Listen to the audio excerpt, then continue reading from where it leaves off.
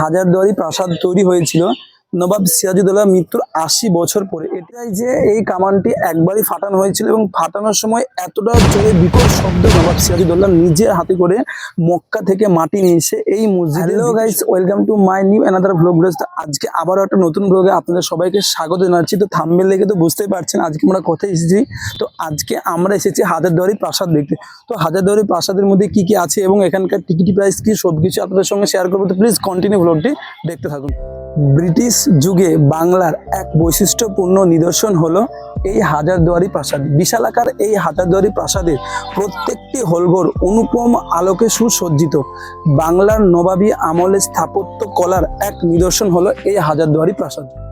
এই হাজারদুয়ারি প্রাসাদের নির্মাণ কাজ শুরু হয় 1829 সালে এবং নির্মাণ কাজ শেষ হয় ডিসেম্বর মাসে 1837 সালে। নির্মাণ কাজের সময় এই হাজারদুয়ারি তৈরি করতে তখনকার যুগে খরচা হয়েছিল 16.50 লক্ষ স্বর্ণ মুদ্রা। এটি উচ্চতা 80 ফিট এবং 3 তলা বিশিষ্ট এই হাজারদুয়ারি প্রাসাদ। 17শো শতাব্দীর ইংরেজ শাসনের আগে পর্যন্ত বাংলা, বিহার, ওড়িশার রাজধানী ছিল এই মুর্শিদাবাদ শহর। এখানে রাজত্ব করতেন এখানকার নবাব হুমায়ুন যা ইউরোপের স্থপতি দিয়ে এই প্রাসাদ তৈরি করে থাকেন। অনেকেই ভুল করে ভাবেন হয়তো যে এই প্রাসাদ সিরাজউদ্দৌলার তৈরি, কিন্তু সিরাজউদ্দৌলার প্রাসাদ ছিল ভাগীরথী নদীর পশ্চিম তীরে অবস্থিত হিরাজিল, যেটি এখন ভাগীরথী নদীর তলে মিশে গেছে। এই হাজারদুয়ারি প্রাসাদ তৈরি হয়েছিল নবাব সিরাজউদ্দৌলার মৃত্যুর ৮০ বছর পরে। এটি ইউরোপীয় ভাস্কর্য দ্বারা এটা তৈরি করা হয়েছিল এবং এখানে 3 তলা বিশিষ্ট এই হাজারদুয়ারি প্রাসাদের উপরের ঘরে নবাব এবং বেগমদের সবার ঘর ছিল এবং দ্বিতীয় তলায় ছিল পাঠাগার বা অতিথিশালা এবং যেটা প্রথম তলায় ছিল বিভিন্ন অফিস ঘর এবং গাড়ি রাখার জায়গা। তো ভেতরে ক্যামেরা এলাও করে না। হাজারদুয়ারি প্রাসাদ এখন ভারতীয় কেন্দ্রীয় সরকার দ্বারা নিয়ন্ত্রিত। এখানে দেশের বিভিন্ন যারা ভ্রমণ পিপাসু মানুষ তাদের জন্য একটি ঐতিহাসিক স্থান হলো এই হাজারদুয়ারি প্রাসাদ। এই হাজারদুয়ারি প্রাসাদে মাসে খুব কম করে হলেও 30,000 মানুষের আগমন ঘটে। সাধারণত হাজারদুয়ারি বাইরের দিক থেকে প্রচুর দরজা বিশিষ্ট, বহু দরজা বিশিষ্ট বলে এর নামকরণ হয়েছে হাজারদুয়ারি, কিন্তু আদেও এখানে 1000টি দরজা বা 1000টি দুয়ার নেই।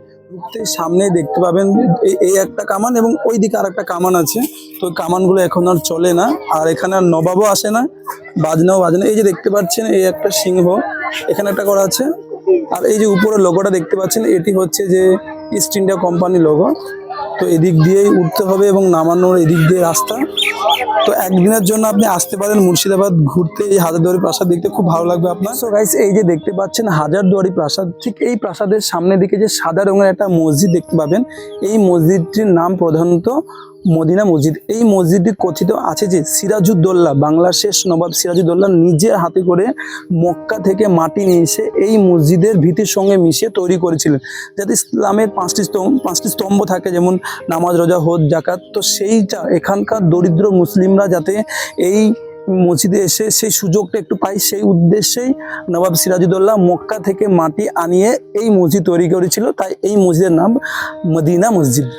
এই যে হাজারদুয়ারি প্রাসাদ এবং এই দিকটা এই যে নিজামত ইমামবাড়া, ঠিক আছে, ঠিক এর মধ্যবর্তী এই যে বাগানটা আপনি দেখতে পাচ্ছেন, এই বাগানে এই যে কামানটি আছে, এই কামানটির নাম হচ্ছে বাচ্চা ওয়ালি তফ। কামানটি বিভিন্ন বেশের 2টি টুকরো দিয়ে গঠিত। কামানটি 12 এবং 14 শতকের মধ্যে তৈরি করা হয়েছিল, সম্ভবত গৌড়ের মোহাম্মদ শাসকের দ্বারা। জানা যায় ঢাকার জৈনেক জনার্দন কর্মকার কামানটি তৈরি করেন। এটি মূলত ইছাগঞ্জের বালির তীরে পড়েছিল, তবে ইছাগঞ্জে কিভাবে তা এলো এ সম্বন্ধে কিছু জানা যায়নি। শোনা যায় যে এই কামানটি একবারই ফাটানো হয়েছিল এবং ফাটানোর সময় এতটা জোরে বিকট শব্দ করেছিল যার ফলে এই শহরের প্রত্যেকটি মহিলা তাদের সন্তান জন্ম দিতে বাধ্য হয়েছিল। ঠিক তখন থেকে এই কামানের নাম হয়েছে বাচ্চাওয়ালি তোপ। বাচ্চাওয়ালি যার মানে হচ্ছে যে বাচ্চা জন্ম দেয়, তোপ যার নাম হচ্ছে কামান। এর এতটাই শব্দ হয়েছিল যে এর কারণে প্রত্যেকটা মহিলা তাদের সন্তানের জন্ম দিতে বাধ্য হয়েছিল। তখন থেকে এই কামানটির নাম হয়েছে বাচ্চাওয়ালি তোপ। সো গাইস, এখন আমরা ঘুরতে ঘুরতে চলে এসেছি মুর্শিদাবাদ ক্লক টাওয়ারের সামনে। মুর্শিদাবাদ ক্লক টাওয়ারটি হাজারদুয়ারি এবং নিজামত ইমামবাড়ার ঠিক মাঝখানে অবস্থিত এই মুর্শিদাবাদ ক্লক টাওয়ার।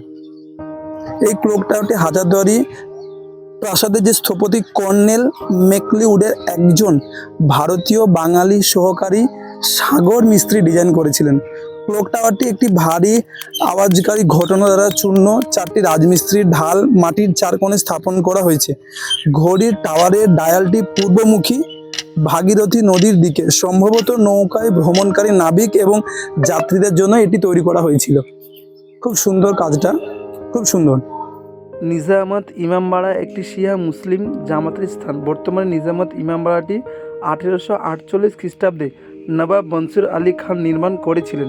নির্মাণের সময় খরচা হয়েছিল 6 লাখ স্বর্ণ মুদ্রা বেশি। এই নিজামাত ইমামবাড়া প্রতিদিন খোলা থাকে না, এটি মহরম মাসে মাত্র 1 সপ্তাহ খোলা থাকে এবং এর ভেতরে শিয়া মুসলিম সম্প্রদায়ের মানুষেরা আগুনের উপর দিয়ে হেঁটে তারা মহরম পালন করেন। সো গাইস, আজকের ব্লগটি আমরা আর বেশি বড় করছি না, এখান থেকেই ব্লগটি আজকের মতো শেষ করছি। যদি ভিডিওটি ভালো লেগে থাকে অবশ্যই লাইক এবং কমেন্ট করতে ভুলবেন না।